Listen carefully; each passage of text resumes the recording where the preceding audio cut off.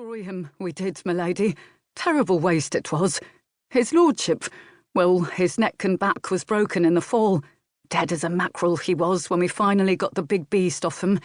Your pardon, m'lady, he amended as Valentina grew even paler. The men straightened him out for you, though, m'lady, so he wouldn't look so funny when you saw him. The groom was miserable. In his whole life he had never said so much at one time. His throat was extremely dry, and he wished he could go to the kitchen for some cold cider.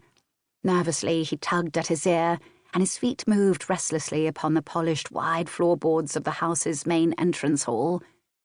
Valentina went numb, but her mind still managed to function despite her shock. She was, she considered a bit ruefully, her mother's daughter after all. She had her duty to perform, and she would not fail in it. A bier must be set up, she told the men in what she hoped was a calm, authoritative tone. She had never been so closely associated with death before. Take his lordship's body into the great hall, she said. Then wait while I consult with the priest. The estate labourers, still silent, lifted the plank once again and carried it into the great hall. I'll run and fetch the priest for you, m'lady, said the guilt-stricken groom eagerly, anxious to be off. Valentina's calm demeanour made him very nervous. It seemed to him that a woman faced with her husband's dead body ought to be crying and carrying on something fierce, not be calm and cool like this one was. Enough to give a man the willies.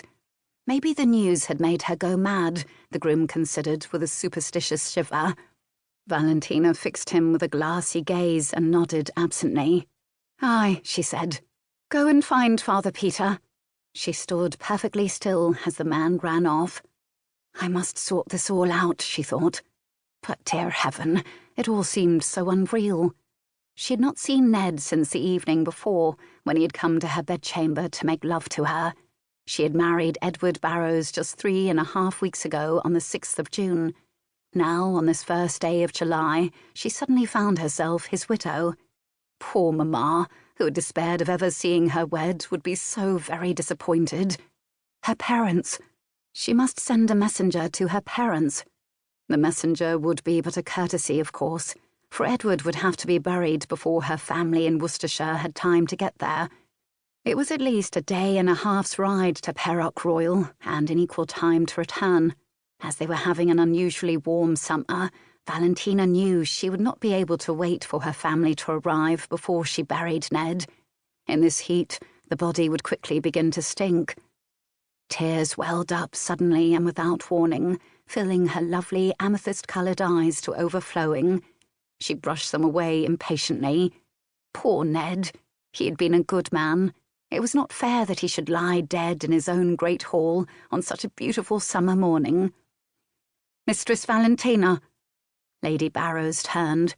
It was Nan, dear Nan, who had once been her wet nurse and was now her tiring woman.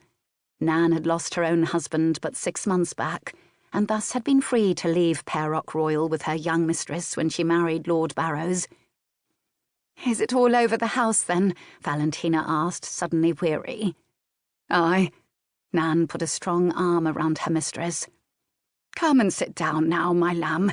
'Tis a great shock, this, and no mistaking it, but we'll get through it, you and me. She led Valentina into the small salon that Lord Barrows had had decorated especially for his new bride. It was a cheerful little room, with a fireplace and a lovely window seat. On the seat was a brightly woven cushion that Valentina sank into gratefully as Nan fussed. Now you sit right down here, my lamb. Then the tiring woman hurried to pour a goblet of wine, which she handed to her mistress. Drink some of this, m'lady. 'Twill ease you. Valentina gulped the wine down in a single swallow, not even tasting it. Then she said in a sad and hollow voice, I did not love him, you know. Aye, I know, was the quiet reply. Of course she had not loved him, thought Nan. I could see that all along. Why couldn't the rest of them see it? Not that his lordship wasn't the kindest and best of gentlemen, for he was, God assoil his poor soul, but the plain truth of the matter was that Mistress Valentina had not loved him. Valentina sighed forlornly. Perhaps I might have learned to love him, Nan. I could have loved him if only we'd had the time. Aye, sweetie.